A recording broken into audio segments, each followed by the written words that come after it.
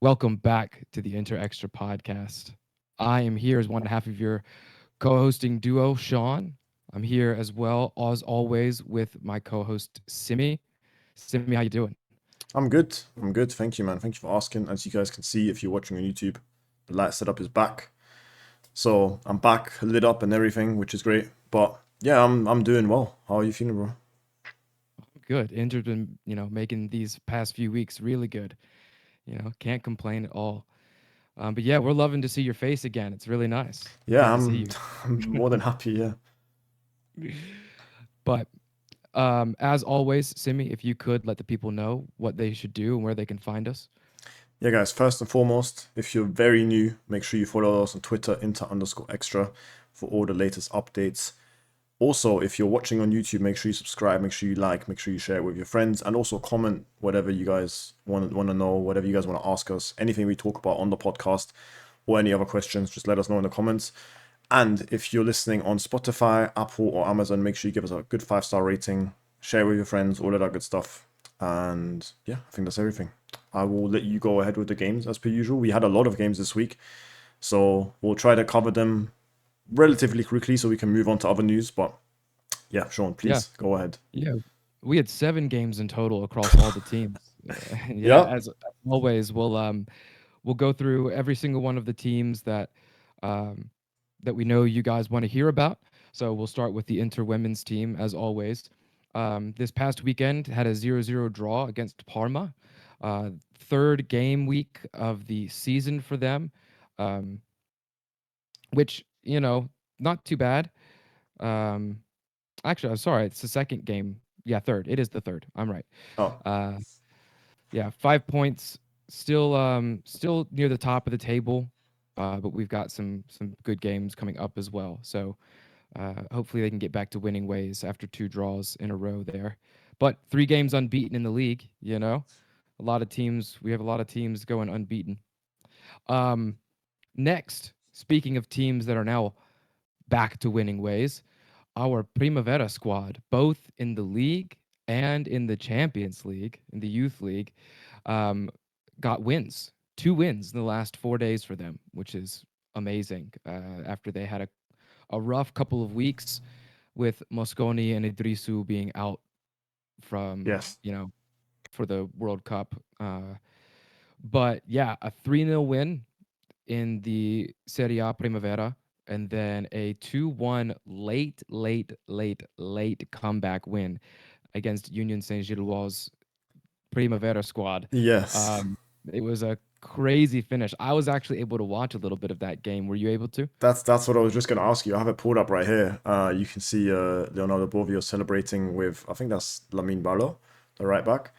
What a turnaround! I remember it was 90 plus one, right, for the equalizer, Kukulis or Latvian striker, and then crazy. Idrisu tried to do a bicycle kick, and then somehow it came to Bovio, and then he just strikers finish as well. Guys, if you guys have the time to watch the highlights, I think they're on YouTube, on Inter's channel.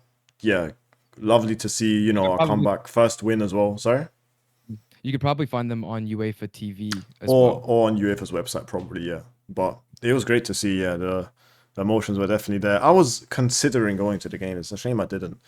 But if you guys That live would have in been Europe, crazy to watch. you guys know train tickets in Europe. Yeah, man, we're not going to talk about it, but um, yeah, it was regardless. It was great to see. Very happy for them. Yeah, I won't lie. I watched like the first 75, 80 minutes. And then you turned it off. Um, well, I had to go, I Oh, wasn't okay. next to my phone. I had to go, work and do some other things. But yeah, when I saw the score line, because I didn't see the updates of them, I only saw like the 85th minute update and then came back at the final time update Okay. and saw the comeback and was like, I just need to stop watching the team. I need to just let them play, you know? Mm-hmm. Feel like I'm bad luck, but no, yeah, it was really good. And yeah, those finishes were good. Like, yeah, I can't remember his name, our Latvian striker. Kukulis. Good to be Kukulis. Yeah, good to Mm-hmm. be there for that one. But yeah, the Bovio goal, crazy, Definitely, crazy. yeah. Um, anyway, yeah, and we'll move on. But yeah, two good wins for them. I'm happy for them to get back to winning ways. Uh, and then our U23 team also had two games this past week. Now, of course, they're not in any European competition. Their previous Saturday week game during the international break got postponed to yesterday. Um, and so on Saturday, they won 2-1 against Alcione, which is in the Milano area. And They're then in Milan. they're in Milan. Yeah, it was Okay. the first derby in Milan that wasn't Inter against Milan on professional level. That is. Wow. Cool. Yeah, I knew that they were a little bit north. I didn't realize they were still in, the city limits. Yes. But cool. Yeah. So good win against them because they're top half of the table team. Um, that was also that was a 2-0 lead and then held on to the end. Yeah. Did you watch it? Uh, no, I'm not able to watch any of the Serie Chi games. Oh, FIFA TV is very uh, they don't show too many Serie Chi games, and when yeah. they do, it's It's not it's typically until if if U23. if you can, like, again, for the record, we are not doing this, but there are some definitely legal websites that have access, but it's usually only for Italy, right? I managed to watch it. It was on Saturday, I think. No, Friday. Sorry, Friday evening. I managed to watch it. Antonino Lagomino scored both goals. Yep. Yeah, solid, solid, solid performance. I was kind of worried after the goal we conceded, but yeah, held on. Was looking good. Yeah, it's an important win to win like that as well, because Those gritty we've wins, even yeah. seen we've seen with the senior team the last 5, 6 years that sometimes we drop those points, 2-0 up against Parma last season, against CHIVU'S Parma last season, and conceded 2 goals in the second half. So, no, that was awesome.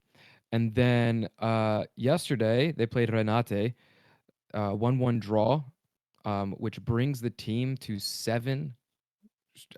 7-game unbeaten Correct. run, which is incredible. They started off the season with a loss, but yeah, bounced back really well. 7-game unbeaten. Who would have thought So after that start, huh? Because that yeah, that I was know. that was worrying a few people, and especially with the high ambitions set out by the board. Like, oh, it's not unrealistic to push for promotion. And then everyone was kind of like, oh, that's a bit ambitious for a B team. But yeah, nice, looking good. I don't know if you managed to watch the highlights from this match. I wasn't able to watch the match itself. But Kamate has a shot on him. I mean, it was deflected, but still. And then, the equalizer is avoidable, but yeah, still good to be unbeaten. Yeah, yeah, and again, Renate is also up there, top half of the Yes, table correct. in that playoff fight, that playoff push. So, another good result for the U23 team. And yeah, it doesn't look like anybody's going to be catching Vicenza this season for that Group A, They're really which good. is totally fine. Yeah, they're really, really good. So it's that's all right, and we'll see.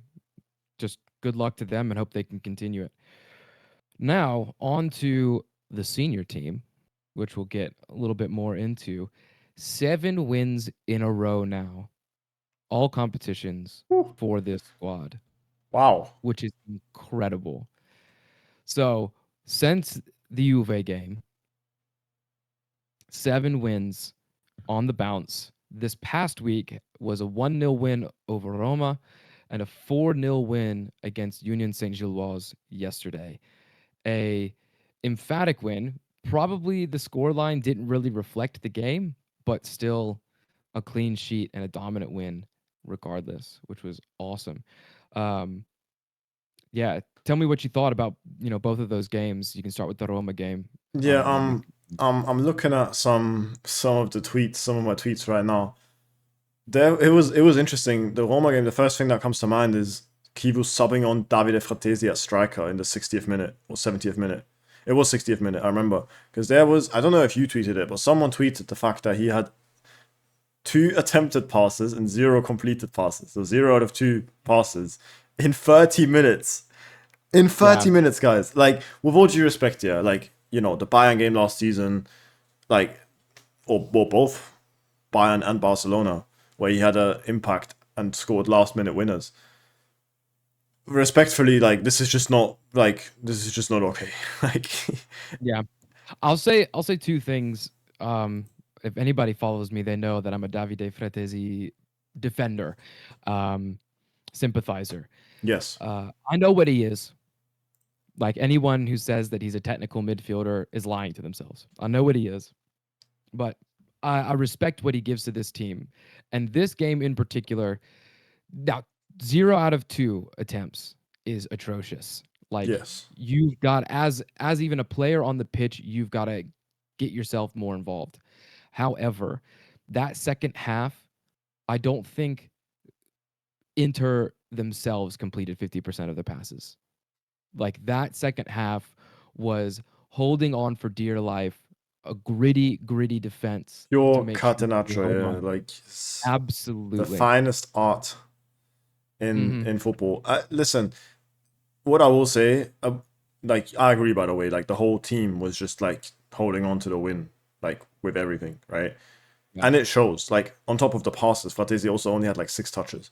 But listen, Mhm. the whole point is the 3 points. Like, I'm pointing out because it was like, you know, it's not a good look. It was But funny. you need to put it It was into hilarious. context, like you said. Like, it's not fair to just throw him like as like under the bus and be like, oh, like, you know, like, it's a horrible performance. But it was actually And a I'll, and I'll very I'll add as well with Pio being the outlet, kicking the ball up to Pio. How often was he actually able to even lay off a pass to Fratesi? Like you said, playing striker or playing right behind him, because Pio was just drawing fouls, which means when's Fratesi going to touch the ball?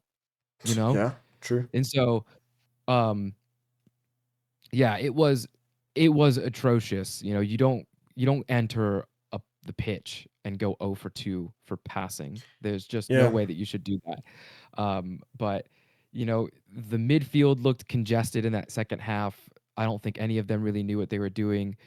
Mkhitaryan put in the most Premier League type shift in that second half, just running around crazy headless chicken esque, just making sure that this team held on to that win.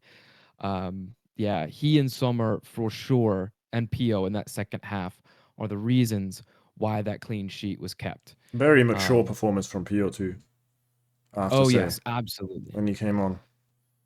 Yeah, and I know that role can be frustrating because as a striker, you want to be in front of goal trying to take shots, It but was a he team seems game to after love all. I think that. he accepts that too. Like, he's fine with that, and that shows. Like, I'd rather have a striker like that, but he scores, you know, 1, 2 goals less. But he works his ass off for the team, basically. You know, it kind of reminds me, again, not in terms of like level, but in terms of style. It reminds me of Harry Kane, what he does for Bayern, or even Lautaro, what he does. You know, like, work your ass Mhm. off for the team. Be in midfield sometimes if you have to, but you're part of the team, and you're not just waiting between the defenders to see when the ball comes to you. No, you're part of the match. You know, that's what I really like about him. Yeah, absolutely. But yeah, this game, not much to say. Like that second half, like we said, kind of highlights the whole performance. Um, the Catenaccio terrorism in the second half, which was just, Beautiful. hilarious and crazy. And I love it. I know you love it. I love it. We Don't take give those. me We the take woke, those. yeah, possession wanking, yeah, just hold the ball for holding the ball's sake type of gameplay. Yeah, Catenaccio is beautiful and it's still alive. Um, but if there's two people I want to, or we'll talk about three people, I guess. So first, let's talk about the goal scorer, Anjuan Boni, Whew, who's been on fire lately. crazy. How perfect was that start to the game from him? I thought it was offside at first. I think I'm not the only one. I thought it was offside. I was at the bar watching it actually. I didn't celebrate it. Like, I was watching at the bar Yeah. with some Interisti. I was like thinking, like, because usually you guys know I'm emotional when it comes to, like, especially the big games. And then I was just sitting there confused. I was like, there's no way that's onside. But Barella, I think it was Barella who gave the assist, played such a like perfect pass. Like Boni started the run, perfect timing. Barella with a perfect through ball, and then it's just yeah, like Yeah, and doesn't go on. it was funny because I think some people thought it was Indika, but it was Celik, Celik Celik that kept him on keeping side. him on. Yeah. Oh, when you look back at it, if I'm a Roma fan, bro, I'm pissed because that Mhm. is horror, horror, horror defending. Yeah. But yeah, Yeah, because they were still good as well. Their yeah, defense, they're it's the best defense in yeah, the league. It was tough to crack them. We probably should have had 2 or 3 more goals, but still very difficult team to crack. And so that one mistake, Boni being able to punish it. I saw some people say that it was a poor finish from Boni, but the power he put behind it you makes still all have that to do obvious. that. I'm more on about Mhm. the touch before the shot, which was looking Yeah. kind of heavy. I know some people pointing that out, like that scared him a little bit. Does kind of show he's still a little bit like playing with the Tims on, but again, like once you give this guy like a few starts in a row, especially now that Thuram is out, he's gonna play regularly, at least 30 minutes a game, if not, starting. That there's nothing that speaks against him also improving that part of the game. Yeah. And then we'll talk about I think, everybody knows this is my least favorite player on Inter's squad. Um, I'm gonna have to give him some flowers today. I'm only gonna give him half of the amount because he only did it for a single half. But Henrik Mkhitaryan had an absolute midfield masterclass in that second half tactical setup, sitting back, defending a lead, running Yes. around, making sure everything was shut down. Yes. And that's something that I've always given him, like the IQ that he has in the game is there. I've never ever thought that he doesn't have the game IQ and the tactical know-how and the ability to do that. Everyone knows that once the ball gets past midfield is where my issue is with him. Um, but yeah, we didn't have the ball much in the other team's half, and so everything that he's good at and still capable of doing for this team, he put in a shift for in this game. Yeah, What do you think? I 100% agree, and I'm usually on the same page as you when it comes to Mkhitaryan.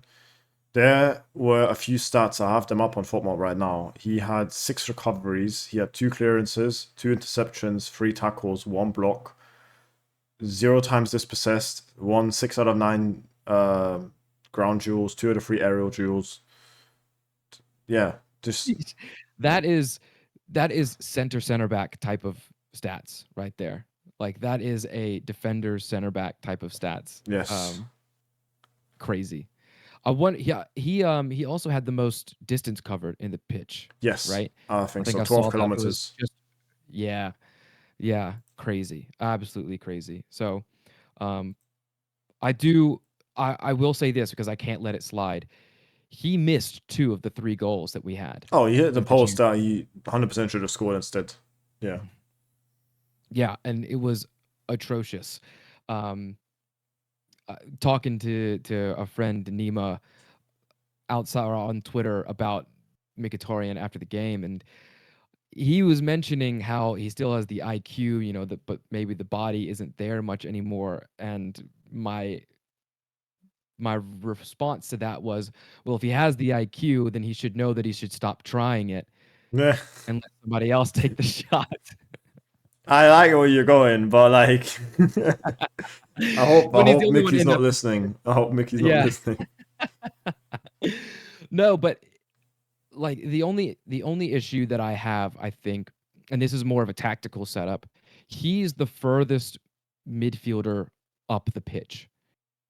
The Correct. zones, like the average position of all the other midfielders, the Hakan and Barella. Barella was actually the deepest, then Hakan, Yeah. and then Mkhitaryan was up the pitch, It was interesting. It's the further first up. time I saw Barella be, at least to my knowledge, that Barella was like here and Hakan was here. And then Hmm. Mickey's always like hit. We know that. But Yeah, it's still it's interesting to a see. little bit. It's a little bit of a in possession 3-4-2-1 type of position. You put Mkhitaryan at that attacking midfield position. And when you then, let one of well, Lautaro Lautaro or usually the one that goes deeper. drift. Yeah. Hmm. So yeah, it's just like I needed to.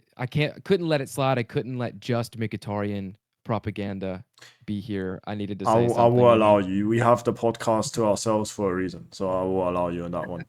Um, awesome. do you want And to then the move on last, to? Oh well, wait, just the last one doesn't have much to say, but my man of the match, Jan Sommer, yes, yes, was absolutely. incredible. And that save on Dybala was so important. Good few games again since that game that we're not going to talk about. Yeah. Yep. Yeah.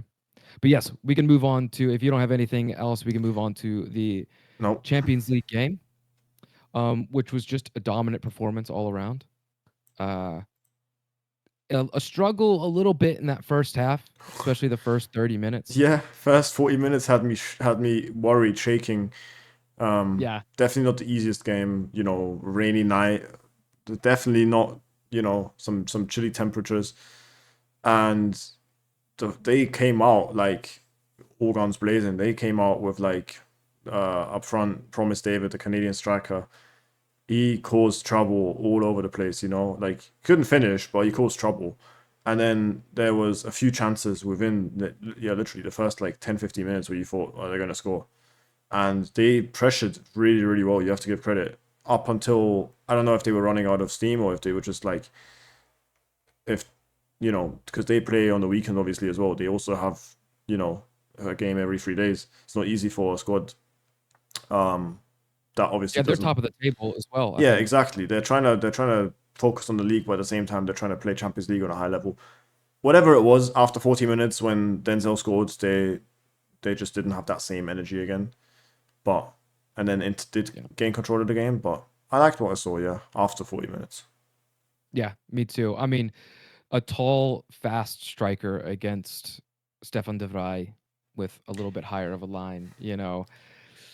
I wish Bisek could have done a little bit more on the right side using his pace, but I think they knew that, and that's why they were always playing that down the ball into Promise David behind Bastoni instead of closer to Bisek Yeah, because he would have won I those. have to admit, as a De Vrij enjoyer, that was the worst game from him so far. Or actually, probably the worst game from him this whole calendar year.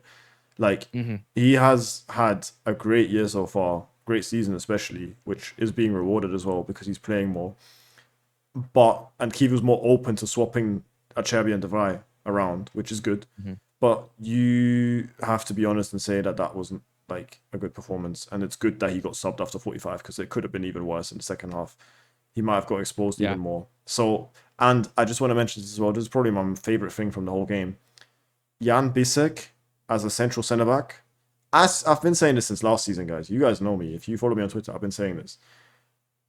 I was gonna say to put between Bisek and Pavard. I was saying put Bisek in central centre back. Yes, he has offensive qualities, but Pavard has better offensive qualities. Now we have Akanji, same thing. Akanji's also good going forward. Look, I wouldn't mind having Bisek learn under the Vrij and then become that main central centre back if we want to save money and spend money on, for example, we'll get into it later, Nico Paz, right? We don't Yeah. have to buy a central centre back. There's Rice at home. We have a central centre back at home. Like, I like what I Yeah. saw. I don't know if you agree with me, but I was very impressed with Piszczek in that second half. Again, he didn't have like crazy things to do. It's not, it's essentially Lars. It's not Mhm. like PSG. But from the way he looked comfortable in the position and what he did in possession as well, I really liked what I saw. No, definitely. And I think being next to Akanji and Bastoni helps him in the center as well. Yeah, perfect.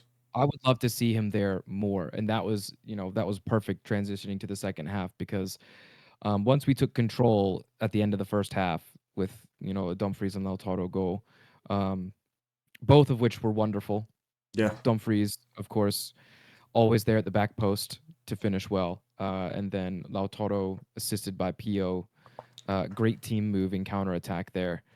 Good finish, putting it just right in the top corner by him. But yeah, Bisek then moved at halftime to the center. And I said this to someone as well while watching the game or right after the game, and they were saying a little bit skeptical of Bisek playing in the middle of the center, of defense. Yeah. And I said two of the promised David chances that were there in the first half don't even happen because Bisek wins that foot race. You can play this really high line with Bisek in the center. And if you do that, you take away possibly some of his defensive deficiencies, which is sitting back. He's more like you want him to have a ball played in behind him, have him turn and run because no one's beating him in a foot race. Yeah. He's long, he's tall, he's quick. He's getting to that before any striker. I would put him up against even Mbappe. You give Bisek a yard or two in front of Mbappe, Mbappe's not getting to any ball coming through. I know Mbappe is definitely faster, but still, like his skills are benefited in that. And then having two good defenders around him, I think calmed him down a lot. I'm sure he Definitely. feels a little bit like an out on an island on the right. And I know he likes playing left center back a little bit more as well. So the center is kind of pushing him closer to what he prefers. But yeah, it was a good second half by him. Yeah. Um, and then we don't have to go through too many of the other guys. Yeah, let me pull up the FOT mob again to see if there's anyone I want to point out. Because there were some good performances, especially second half. Pio started. Again, first half didn't really have much except the assist for Lautaro, which was great play. And then, yeah. Yeah, assisted by Anjon Boni in the second half. Yes, who you could tell he was trying to set up Pio for his first Champions League goal, which is funny because Boni doesn't have his first Champions League goal yet. But yeah, so much on that. I love the fact that he's selfless. Yeah. I do want to mention Jan Sommer was man of the match on FOTMOB here. Someone said on Twitter the fact that we scored 4 goals and conceded 0, and yet our goalkeeper's man of the match is like the best proof why us as Inter fans are so emotionally unstable. Like, what does that say about the whole? Like, that says more than you need to know. Like, look, I mean, 5 saves, it doesn't sound like a lot, right? But those were some crucial saves, partly. And you can see it here. He faced 1.61 XG. XG on target, that is. Which means, well, duh, because they're on target. But you can see where those shots are going. That's one in the corner. That's one in the top corner. That's one-ish top corner. This is center. This is down on his right-hand side. Listen, like, it's crazy. When I saw that tweet, I was like, when you think about it, it's actually crazy. Yeah, I don't know if you want to point out anyone else. Desmond Dumfries did win man of the match in this one. He looked very happy. Let me go find the image. But yeah, do you want to point out anyone else? I'll just throw 2 names out there real quick. Zielinski in the second half playing Regista. When we're in control of a game, he's great there at Regista because he set up that Pio goal. Really, he's the one that fed Boni through to get Pio his first Champions League goal. He looks better in that type of situation. I don't want to rely on him defensively, but yeah, that was good. We always need to separate between playing Regista when you're comfortable and playing Regista when you're in a game that's all over the place. Like, you would not want him to take on defensive roles, but in this case, yeah, sure. If you, especially in this season, because we don't have a vice Chala, to rest Chala, also to rest Barella, because Barella can't be playing Regista and Mezzala like for the whole season and not get rest ever. So this is definitely good. I like that a lot. Yeah, so that leads me to the next thing. So Chivu is the next name I want to mention with his subs. 5 perfect subs, in my opinion. Right. There were so many times Interisti were begging Inzaghi to rotate in a certain way and substitute players in a certain way. And he would do his pre-programmed substitutions and would play players like Barella unnecessarily. But Barella got 90 minutes rest and Mkhitaryan got 90 minutes rest yesterday in this game, Mm-hmm. which is huge going into this weekend. Also, Lautaro got taken off at 60 minutes. So, that's not a full 90 on his legs. Boni came in for only 30 minutes. He got a little bit of rest there as well. And you would imagine that those two are going to be the starters. Basically, Chivu was capable of taking everybody off that is going to play this weekend with less than 60 minutes on their legs, Yes. which was incredible. I wouldn't have changed anything about the subs. I don't know about you, but I wouldn't have changed anything. No, Someone was saying not a single thing. watch him throw on Andy Juve just for the bands. Like the Kivu knows what he's doing, and I really like it. I really like it. Mhm. If Andy Juve is that far behind in training to the point where he only gets 5 minutes every 5 games, then so be it. If we're actually gonna do what Inzaghi was used like, what Inzaghi said but didn't do, as in like, oh, I'll reward players based on how they do in training. I feel like Kivu is the one that actually does that. I feel like Kivu is Yeah, the one that actually executes that. If you are horrible in training, you will not play. If you're great in training, you're going to play. And so I assume that guys like Carlos Augusto, guys like Pio, guys like Boni are doing great in training because they're not just playing by chance that often. They're actually playing that often because, you know, they're actually pushing for that spot in their respective positions. yeah. And like to that point, what Kivu's been capable of doing, the he definitely reacted. The the Akanji on for DeVry at half, even though we were already 2-0 up, I knew that he was doing that. He's reacting to the games. He's not pre-programming these. I would imagine if we didn't get those 2 goals at the end of that half, that we wouldn't have seen these substitutions. He might have felt like he needed Barella to come on to get a goal, to provide something more. But we got those 2 goals. He calmed down at halftime and said, cool. We got the third through a penalty through Hakan. And then he said, perfect. Let's get these guys off the pitch. Let's let them rest. And that, I think, was a massive help, Mm-hmm. that he's able to react instead of, you know, being so passive with the way that the team is set up and the substitutions are done. And we've heard the players comment on this so many times, Yeah, how they feel like they have to be ready at any moment. It doesn't matter if it's they're not good. going to It's play or healthy not. competition. Keeps Oh yeah, the absolutely. keeps the squad alive. And after this game, I wanted to mention uh, Capello praising his former player, Christian Chivu, um, with the job that he's been doing at Inter, that he took over.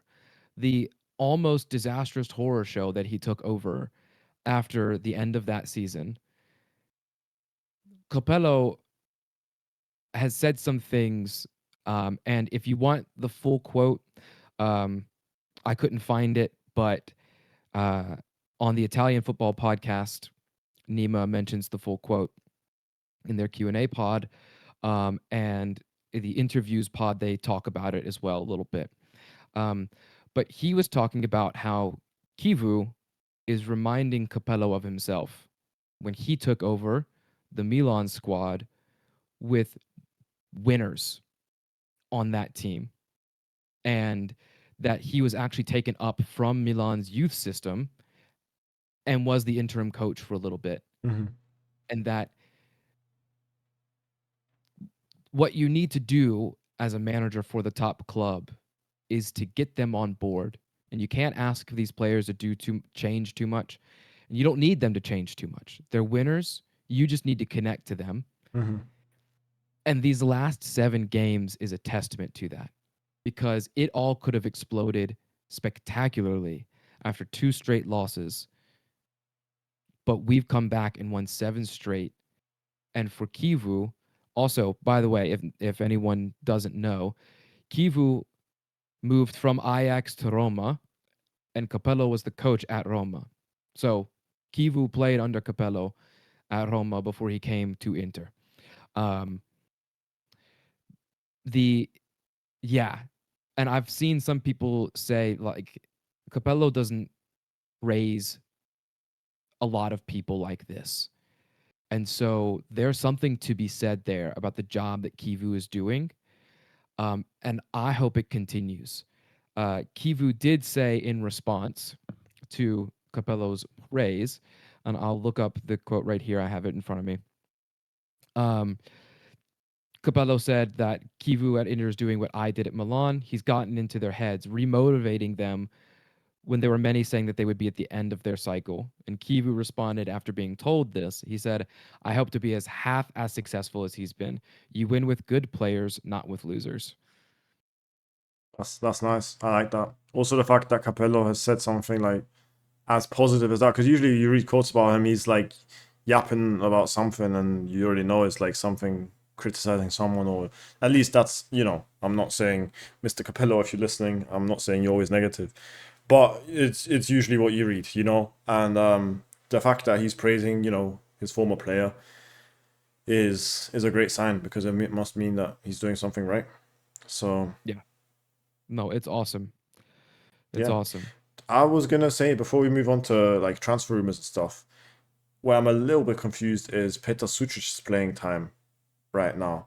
Now, I know he was on international break with Croatia, but he did only play the first game. He wasn't even involved in the second game at all. So it's not like he's tired, but when he has played, I feel like he's played well, but we haven't really seen him as much, I feel like, as we maybe could have, if that makes sense. Yeah.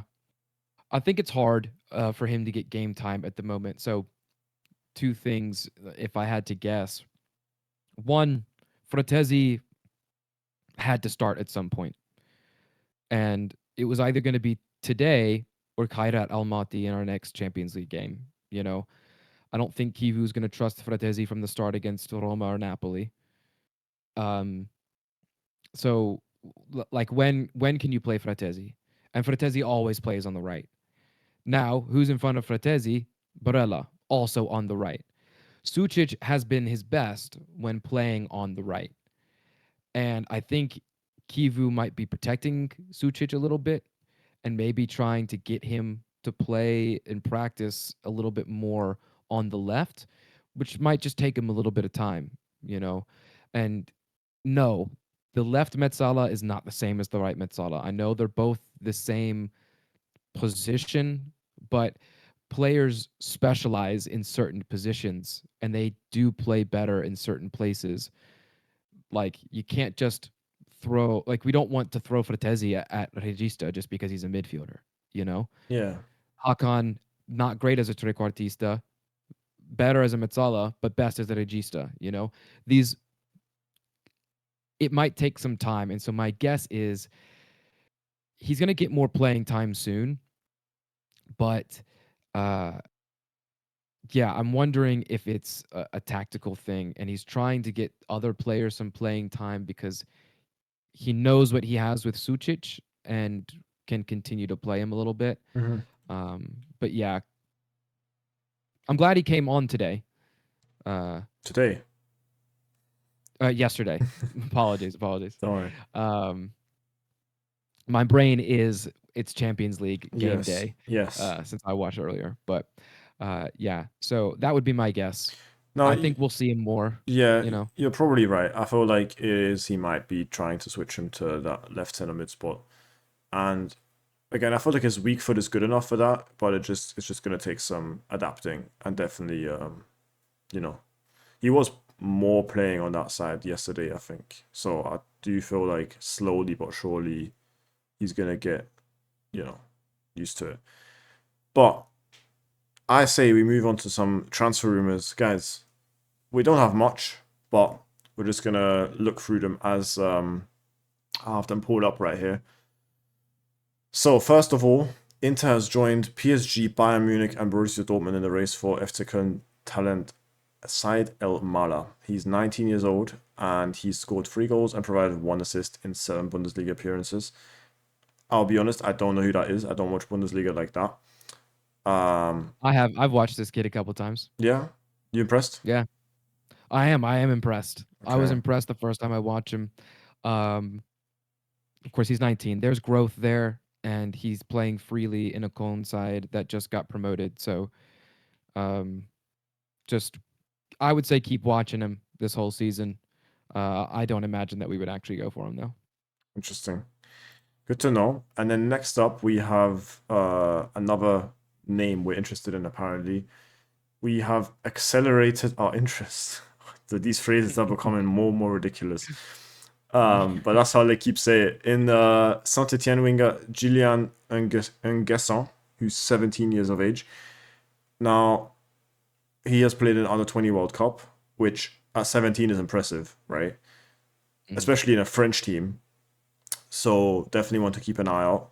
But this is L'Equipe, so, probably just on the list of Inter, but nothing concrete. And then this one was the major one that I was very surprised with. There was an article, I think, coming out of Spain or Argentina yesterday. I'm not sure. Might have been Argentina.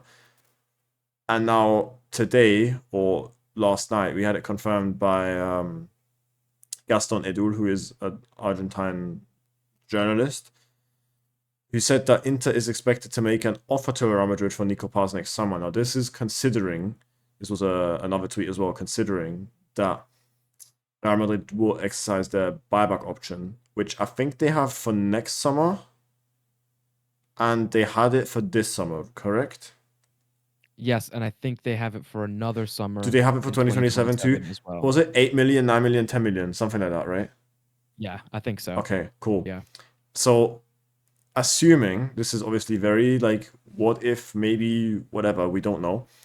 But assuming that Real Madrid will take their option next year, but then obviously I can imagine that they would only do that if they include him in their plans anyway. Because if they don't think he's ready yet, they could just say, "Oh, we'll leave him at Como for another year." But again, he is going to be ready. I think you don't have to be a fortune teller to know that he's going to have a great season, like unless injuries stop him. But hopefully that's not the case. But like I would imagine this to be a difficult deal, just like it was last season, to even get close to Nico Paz. Yeah, they're gonna bring him back one of these next 2 summers regardless. Even if he's not in their plans, they're going to get a huge profit from whoever they sell to. So there's no way that, they're going to be ruthless with this. They're not going to let Como get those profits. They're going to want that for themselves. So it depends on when that happens, and when they think that they can get the most money for him.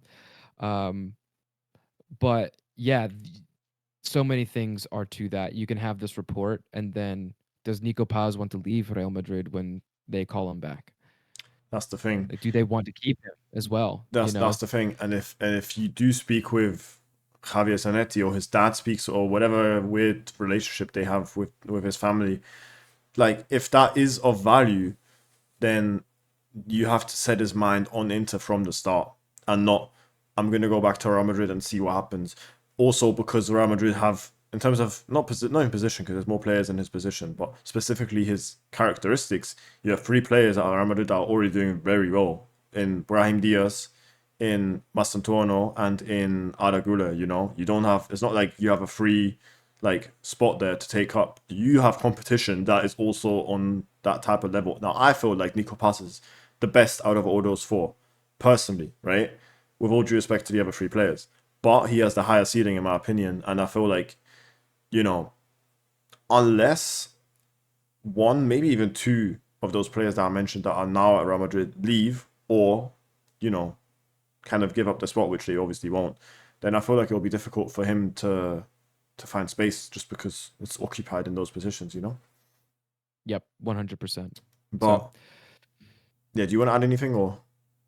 No, it's just exciting. Those rumors are back. Yeah, it's good. Also, coming out of Argentina, that it's serious. So good to see. We'll see how much they'll demand as well. And then in terms of the squad that we already have, the rumors about Jan Bisek continue. Now, there's 2 tweets I pulled up here. First of all, out of Sky Sports Switzerland, Sasha Tavolieri, who was at the game, which was nice to see, Belgian journalist. Inter are open to selling Jan Bisek and has set a price worth no less than 40 million, which is good, right? Because he's, especially in today's market, he's minimum worth that. especially for his age. And he has attracted interest from Monaco, Leipzig, and Frankfurt, but he would prefer to join a Champions League / Premier League / both club, which makes sense because he can definitely play for one. The Crystal Palace one, I feel like, is honestly just like, it's a mid-table Premier League team. Again, Crystal Palace are doing an amazing job, but he deserves to play Champions League. He deserves to be a starter in a team like that, you know? Yeah, So, the Crystal Palace links would have made sense at the beginning of the season because they're playing Europa League, so they are playing European football. But I don't know if they'll be able to hold on to that this season unless they win the FA Cup again or whatever. So, yeah, I don't blame him, and yeah, it's good that we have a price set for him. It's not like he's gonna start not playing for us and trying to sabotage us just because he wants more game time. These players are professionals, so we'll see what happens though. yeah, I mean, again, Europa League isn't necessarily Champions League. I think Bissek knows that too. Yeah, But also, they'll be struggling with playing a game every 3 days. So, yeah, especially because they always play Thursdays, so then they'll play Sundays on most Premier League games. It's rough, you know. So I doubt they'll get close to Europe unless, which again, in terms of the Premier League, Crystal Palace are one of my favorite teams to watch when I do watch the Premier League, just because they feel a bit different than other Prem teams, and they also have a great group of players that are exciting to watch. So much on that. He would fit in, but I feel like he just has he can play at an even higher level. yeah, The thing that was interesting was this quote from Gianluca Di Marzio saying that he can't imagine Bissek leaving, especially not in January, because of the price tag that we just talked about. After his experience at Inter and the titles he has won, Bissek wouldn't accept a move to clubs at the level of Frankfurt or Crystal Palace with all due respect to them, which is kind of what I said. He wants to play for hmm clubs at the level of Real Madrid, Barcelona, or Bayern Munich. When you've won titles with Inter and reached Champions League final with them, it's harder to accept a lower level. This is exactly what I was like hinting at, kind of, like he knows what he has here. He'll be stupid to let that go, even if he's not 100% the starter. He'll have his chances and he can keep improving here also. I think for his career, like, sometimes players overdo it in terms of like it doesn't work out the first like in the first few months or even the first 1-2 years at a big club. You kind of give up. It's not always you have to go to a different club to re like to find your role or your purpose in this football life. Like you can still do it at the same club. Maybe you just need like to be kind of reborn in a sense in terms of finding your form again, finding maybe a different position, like Bisek, for example, with central centre back. I don't see it as unrealistic, especially under a new manager. It doesn't always need a club change to revive your career, basically, is what I'm trying to yeah, say. yeah. I'm all And in I know he's favor of him desperate staying. for. I know he's desperate for the World Cup. I get it. It's a World Cup year. Germany's about to qualify. I don't think they have too many more points they need to earn to qualify. Um, so I get it. He wants to play because playing is the only way that he can make the German squad. Um, and yeah, so I say definitely don't you can't change in January and it have any beneficial effect unless you really hit the ground running at wherever you've gone to as well. You I'm know. gonna I'm gonna ask a stupid question here. Has Jan Bisek played 3 games for Germany's already?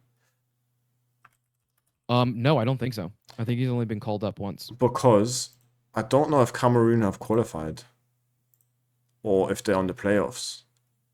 But that wouldn't Ooh. be unrealistic, right? To switch to Cameroon for the World Cup. Again, Yeah, he could. it's not the most ethical thing to do. We've seen Eddie Nketiah hint at a Ghana call up, even though he committed himself to England like 2 years ago and had said like an interview and everything, and now he wants to play for Ghana now that they've qualified, which is kind of like like come on, you want to switch after Yeah. they qualified for the World Cup?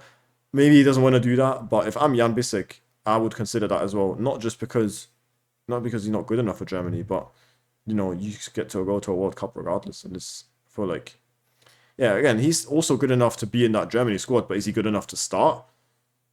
If I'm Germany manager, I'm starting him. But I don't think Nagelsmann is starting him, personally. Even if he gets more game time under Chivu. I don't think Nagelsmann is ever going to be in a position where he's like, you can be my starting centre back, especially because they only have 2 centre backs. Yeah, yeah, and they've got Jonathan Tah and Slaughterbeck as well. Yeah, So that will I be the think main I think he just starting. wants. I think he wants to be there. Um, so So then, if you want to yeah, play, you might as well switch to Cameroon because you're gonna have a like certified starting spot there, yeah, right? And you're also not playing with a horrible team. Cameroon have a stacked squad, again. So yeah, that's just my opinion. That's what I would do. But yeah, yeah. you're not wrong. And then to finish off with some contractual news, I want to say, there obviously, as you guys know, there's 4 players whose contracts expire in 2026. Now, there was a piece of news a few days prior to this that said that De Vrij and Acerbi could both leave. But now it's looking like Damian Acerbi and Mkhitaryan are going to leave. Slash, Mkhitaryan said he's going to retire after, like, basically he's not going to find Inter's his last club, basically, to put it short. Yeah. And the feeling is that Acerbi and Damian are going to leave, but De Vrij's recent performances and the fact that he may have a few more years at a high level could lead Oaktree, to rethink his situation. I'm a big fan of this. Obviously, I mentioned this with Bissek playing central centre back earlier. I think this is great. I feel like this is the right way to go about it. We're acting like some people are acting like De Vrij is the same age as Acerbi. He's like almost 5 years younger than him. So Mhm. this is not a thing of like, oh, you have to, get rid of him at the same time. Yeah, I Yeah. don't mind this. I don't know how you feel about it, but No, I'm good with it. I like these decisions, so I've got nothing to add. okay. And then we already mentioned him, Davide Fratesi, who somehow his situation has turned around in the summer when Chivu joined the club and the midfielder was promised a renewal with a salary adjustment, but to date there has been no movement. Oaktree would like to carefully evaluate Fratesi's contribution to the squad before proceeding with talks, which is good. They're not just saying, oh, here's a contract, like you have to actually earn it, which we've seen it works in the past. We've seen the Denzel Dumfries, whenever he has to work for a contract, plays the best season of his life. So yeah, that this is definitely the right way to go about it. Again, a sell could be a potential. A renewal could be a potential. So anything can happen, basically. Like, this is another great piece of journalism. Yeah. Again, shout out to Pascal Legrao, great journalist, but it's kind of funny the way he put it. Like, oh, he could extend his contract, but he could also leave. That's the only 2 options Um, there are. But yeah, yeah. you get what I mean, guys. You guys get what I mean. Yeah. And then finally, Carlos Augusto is also willing to, or Oaktree is willing to engage in contract extension discussions with Carlos Augusto and his camp, basically to give him a higher salary, but also obviously to keep him at the club for longer. Obviously, he's just been called up for Brazil, which we talked about last episode. Very, very positive signs from him this season. I like what I'm seeing. The hair's grown back too.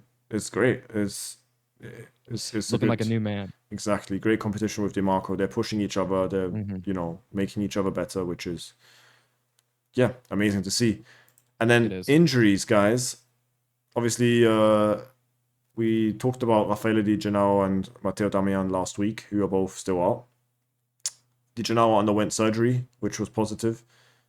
And this tweet is actually older, but I couldn't find anything new. Marcus Thuram is 100% out, or was out, against Saint-Gilloise.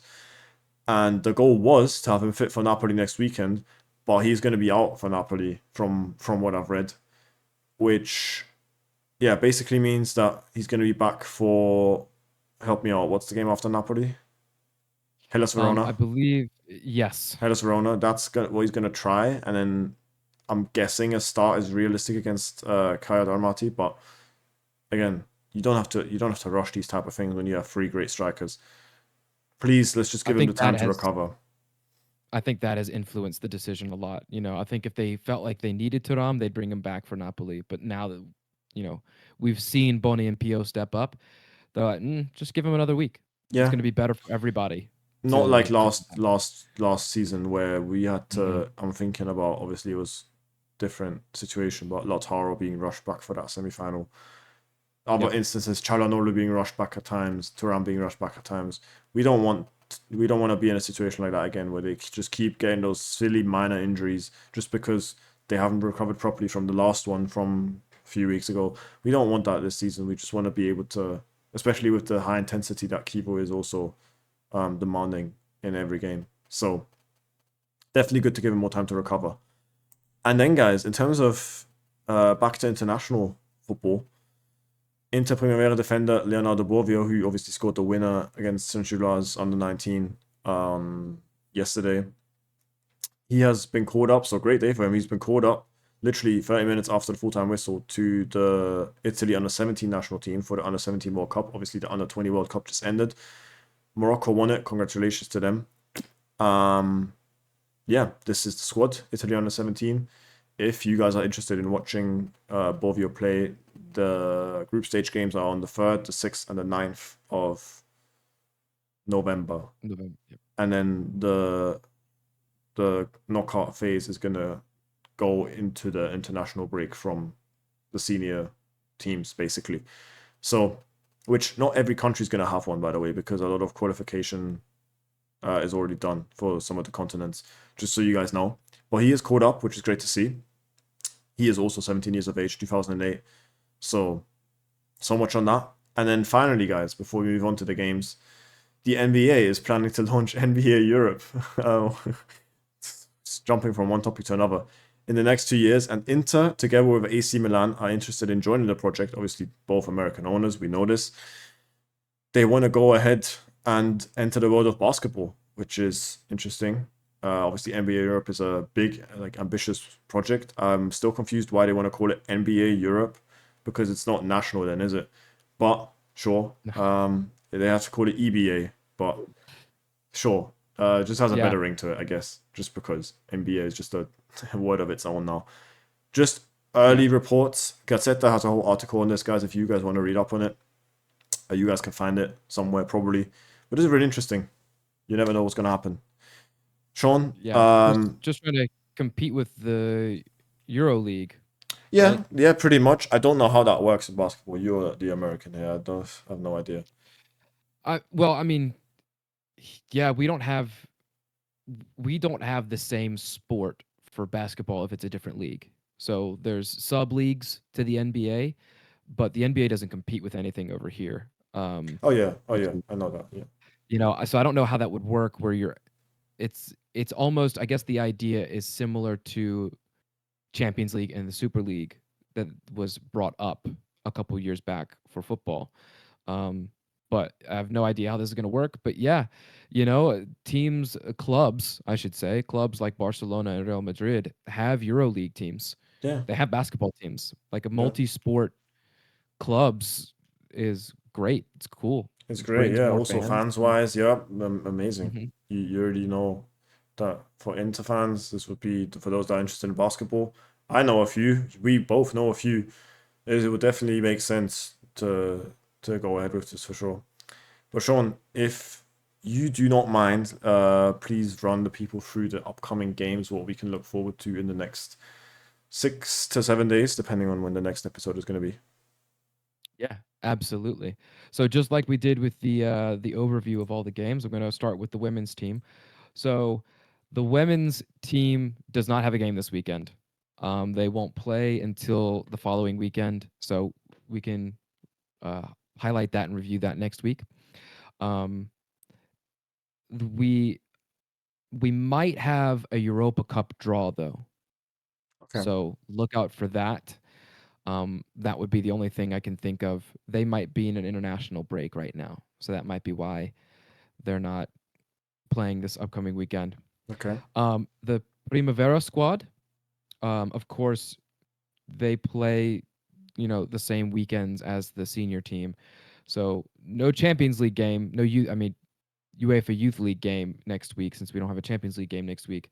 But they do play Cremonese on Saturday, so hopefully another 3 points there. The U23 team plays against Cittadella on Monday, so not going to be the same days as the Primavera and the senior team. And the senior team, as everybody knows, and I'm sure they know, we have a big game against league champions Napoli on Saturday. That is the 11 a.m. time slot for me, so that's 6 p.m. Central European time for anyone that wants to have the specific time there. So yes. Do you know what time the under 23 game is?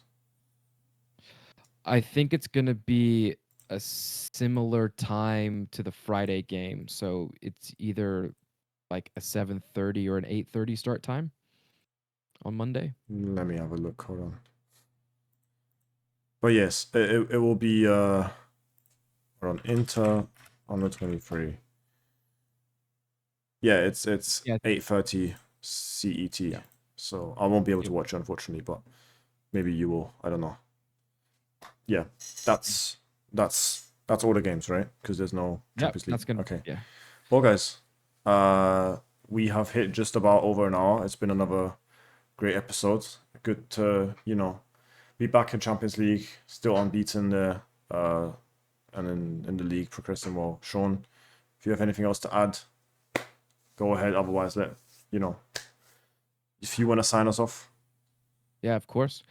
No, I don't have anything else. Of course, hoping for I guess that's gonna be 9 points. 9 points before I see you again, before we talk again. So You already um know. yeah, great run of games that all of our teams have been on. So hopefully it continues. And of course, thank you guys for listening to this, staying with us for an hour. If you haven't already, hit the like button on YouTube, subscribe if you haven't already, um, share, hit the notification button. If you don't follow us on Twitter, make sure you follow us at inter_extra. And then if you're listening on Apple, Amazon, or Spotify, please do give us a 5-star rating, share with your friends. And on any of those platforms, please leave a comment below on anything you enjoyed us talking about and if there's anything else you think we missed. But as always, as we wrap up, Forza Inter Sempre.